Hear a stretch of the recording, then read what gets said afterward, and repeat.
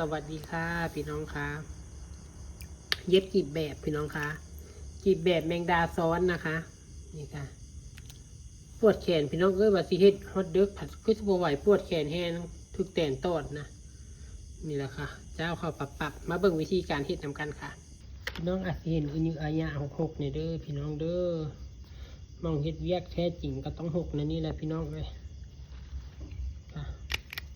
เย็บกีบแบบเพื่อที่ได้แต่ละกีบนะคะพี่น้องค่ะวันนี้แม่นเรื่องง่ายเด้อแต่ตอนนี้พระชาปวดแขนแห้งพี่น้องค่ะยันถือคิงไข่อยู่ถือเตนตอดเตนล่าม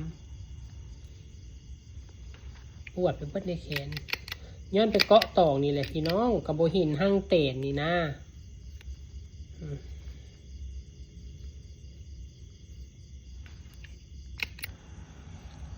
เวลาเฮ็ดกีบอันนี้นะพี่น้อง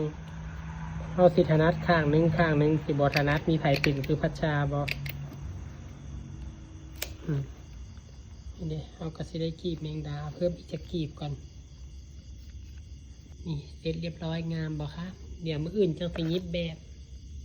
ใครสนใจสเต็ปเปอร์กระทั่งเลยเด้อไซดีแท้ไซดีว่าละ250 บาทส่งฟรีเก็บปลายทางพัชชาจะส่งพรุ่งนี้ละ250แม็กเบอร์10ปากกว้าง